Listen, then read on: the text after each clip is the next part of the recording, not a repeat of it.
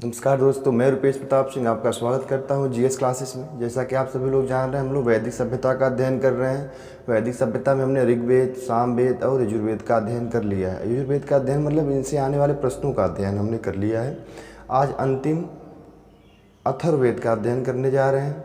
इसके बाद हम इसकी संस्कृति, ये वैदिक सभ्यता की संस्कृति कैसी थी, वहाँ पे सामाजिक व्यवस्था कैसी थी, इसका अध्ययन करेंगे। लेकिन आज हम अथर्ववेद से आने वाले सारे प्रश्नों का अध्ययन हम कर लेंगे। यहाँ से जो प्रश्न उठाए जाते हैं उनका अध्ययन हम इस क्लास में कर लेंगे। ठीक है, देखते हैं क्या पढ़ने जा रहे हैं हम।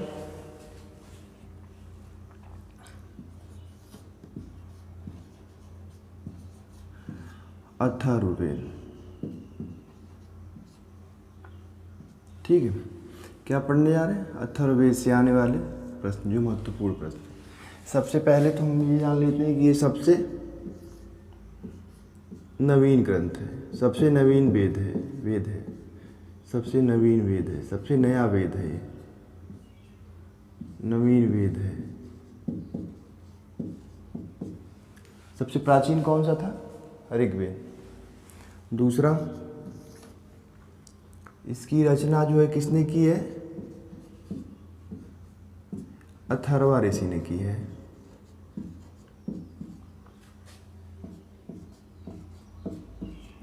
ऋषि ने की है। किसके सहयोग से की है?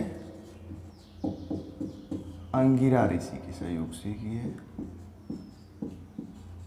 मतलब इसमें कुछ अध्याय जो है अंगिरा ऋषि ने भी लिखे हैं। इसमें मुख्यतः क्या बताया गया है? इसमें जैसे बताया गया है जादू टोने इत्यादि के बारे में संपूर्ण जानकारी है। इसमें जादू टोने का क्या है? इसमें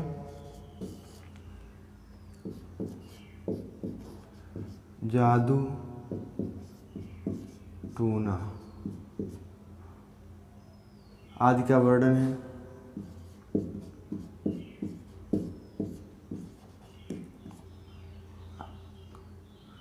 आदि का वर्णन है।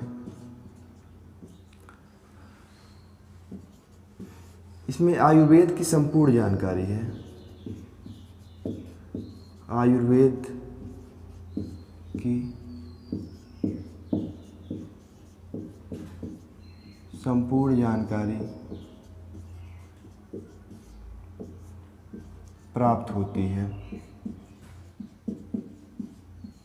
आयुर्वेद की संपूर्ण जानकारी प्राप्त होती है। जबकि आयुर्वेद की प्रथम जानकारी कहाँ से प्राप्त होती है? हमको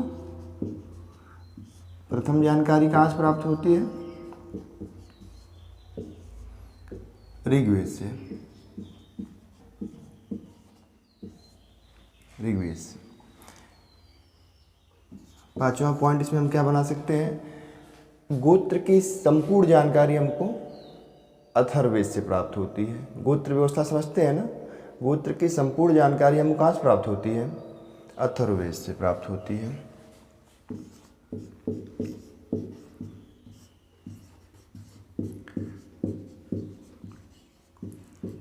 गोत्र की संपूर्ण जानकारी प्राप्त होती है।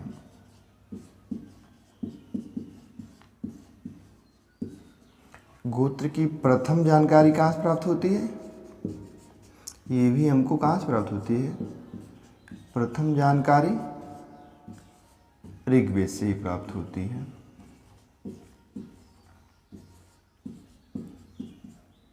ऋग्वेद से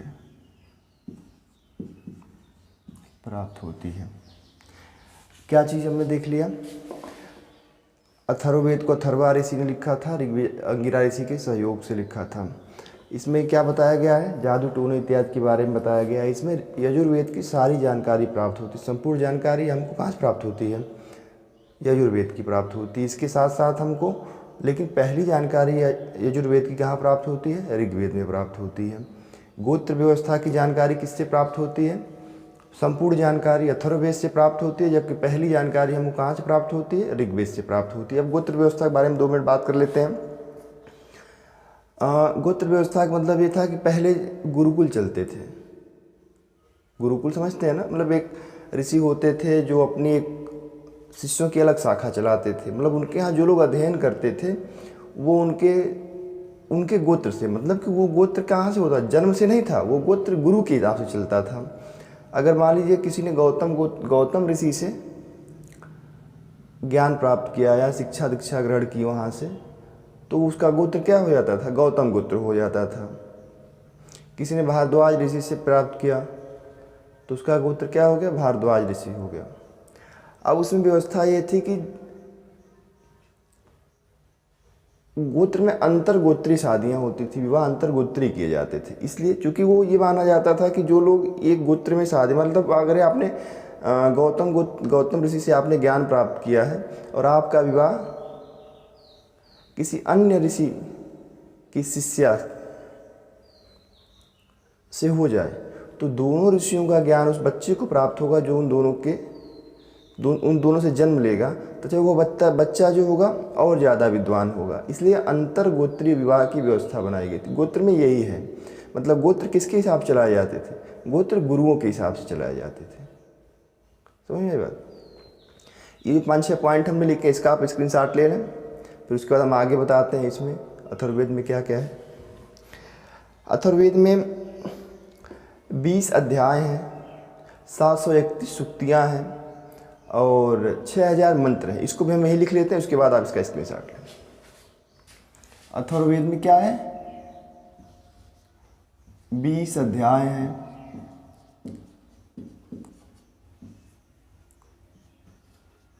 731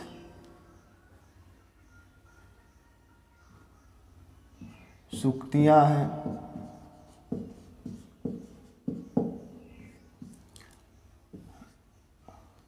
और 6000 मंत्र हैं। और जो अथर्ववेद को पढ़ता था, अथर्ववेद को पढ़ने वाली क्या जाएगी जगह नहीं, अथर्ववेद को पढ़ने वाला क्या कहलाता था, ब्रह्मा। इसका पाठक क्या कहलाता था, ब्रह्मा। इसका पाठक क्या कहलाता था, ब्रह्मा। ये प्रश्न सीधे सीधे पूछे जाते हैं कि अथर्ववेद में कितने अध्याय हैं, कितनी सूक्तियाँ हैं, कितने मंत्र हैं। सबसे नवीन वेद है ये, अथर्वा ऋषि ने इसे लिखा है। जादू टोने आदि का वर्णन है इसमें आयुर्वेद की संपूर्ण जानकारी प्राप्त हो, जबकि प्रथम जानकारी ऋग्वेद से प्राप्त होती है। गोत्र की संपूर्ण जानकारी प्राप्त होती है अथर्ववेद से, जबकि प्रथम जानकारी ऋग्वेद से प्राप्त होती है। इसको पढ़ने वाला ब्रह्मा कहा जाता है। इतनी चीज़ों को आप नोट कर लें, स्क्रीनशॉट ले लें। इसको हम उसके बाद रब करेंगे, फिर आगे बढ़ते हैं। देखें इसको,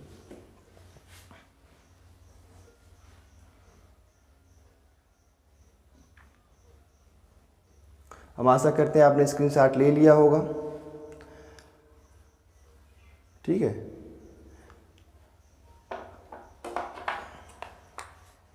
हम इसको रब कर देते हैं।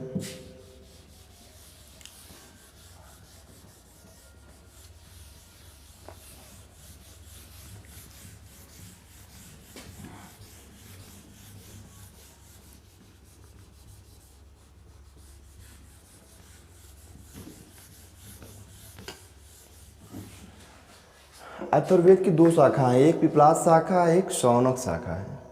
पिपलाद भी एक ऋषि थे, एक शौनक भी ऋषि थे। इन दोनों ने अलग अलग शाखाओं की रचना की है। 2 शाखाएं इसकी, एक पिपलाद शाखा है, एक शौनक शाखा है। कितनी शाखाएं हैं इसकी, 2 शाखाएं हैं।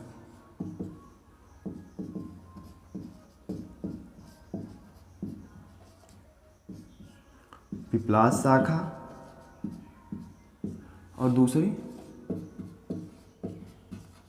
शौनक शाखा। किसने लिखा है इसको, पिपलाद ऋषि ने लिखा है। इसकी रचना किसने की है, पिपलाद ऋषि। इसकी रचना किसने की है, शौनक ऋषि ने लिखी।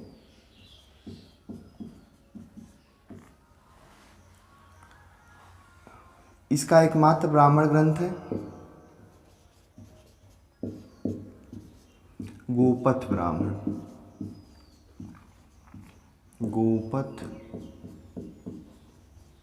ब्राह्मण, इसमें कोई आरण्यक नहीं है। आरण्यक अथर्ववेद का कोई आरण्यक नहीं है।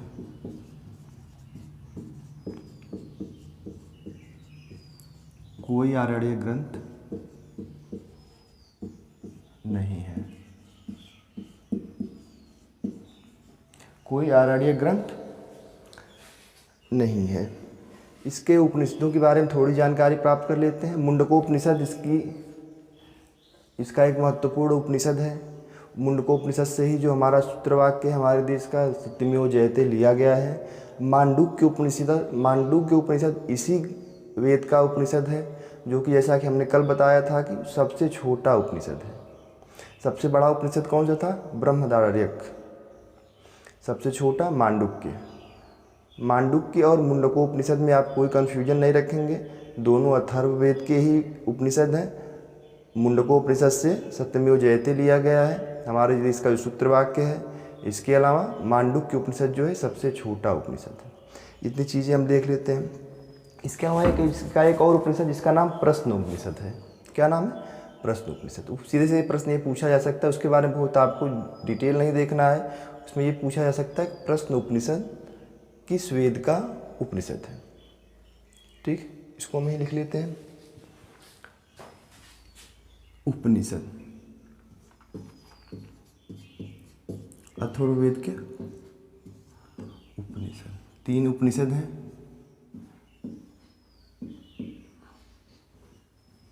पहला मुंडकोपनिषद,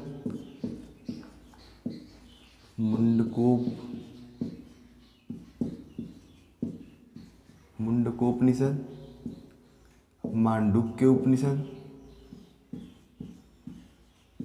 इसको हम एक साथ इसलिए लिख रहे हैं ताकि आपको कन्फ्यूजन को ना हो। उपनिषद। तीसरा प्रश्न उपनिषद। आपसे सीधा सीधा ये पूछा था प्रश्न उपनिषद किस वेद का उपनिषद है। प्रश्न उपनिषद। समझ में आई बात? प्रश्न उपनिषद मुंडकोपनिषद दिख तो रहा है ना आपको? मुंडकोपनिषद से क्या लिया गया है? हमारे देश का जो सूत्रवाक्य है सत्यमेव जयते लिया गया है। जैसा कि हमने कल आपको बताया था, सबसे छोटा उपनिषद है। जो कुल मिलाकर कुल उपनिषदों की संख्या कितनी है? 108 है। जो प्राप्त है उनमें सिर्फ 12 है, और उसमें सबसे छोटा मांडुक्य उपनिषद है। मुंडकोपनिषद के बारे में हमने आपको बता दिया। इसको हम एक बार और फिर से देख लेते हैं। अथर्ववेद की 2 शाखाएं, पिपलाद शाखा, शौनक शाखा। पिपलाद शाखा को ऋषि पिपलाद ने लिखा है, शौनक शाखा को शौनक ऋषि ने लिखा है। इसका एकमात्र ब्राह्मण ग्रंथ है गोपथ ब्राह्मण। आरण्यक इसका कोई नहीं है। मुंडकोपनिषद में सत्यमेव जयते प्राप्त होता है, और मांडुक्य उपनिषद सबसे छोटा उपनिषद है। प्रश्न उपनिषद सबसे छोटा। एक सबसे महत्वपूर्ण प्रश्न ये बनता है कि मुंडकोपनिषद में यज्ञ को टूटी हुई नौका कहा गया है। प्रश्न सीधे से यही पूछा जाता है कि किस उपनिषद में यज्ञ की आलोचना की गई है। ये पूछा जाता है कि किस उपनिषद में यज्ञ को टूटी हुई नौका कहा गया है। तो कौन सा है? मुंडकोपनिषद। यज्ञ को टूटी हुई या जर्जर नौका कहा गया है। टूटी हुई मतलब यज्ञ से आपको कोई भी भवसागर पार नहीं हो सकता, इसका आशय ये है। नौका कहा गया है किसमें? मुंडकोपनिषद में।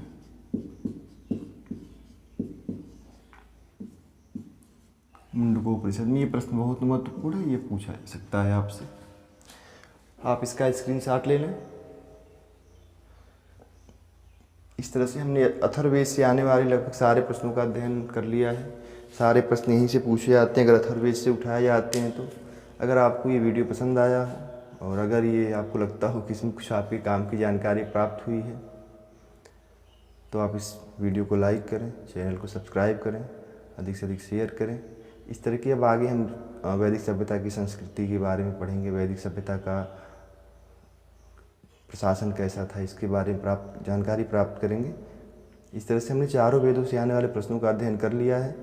अब हम वैदिक सभ्यता की संस्कृति का वर्णन करेंगे अगली क्लास में। बहुत बहुत धन्यवाद आपको।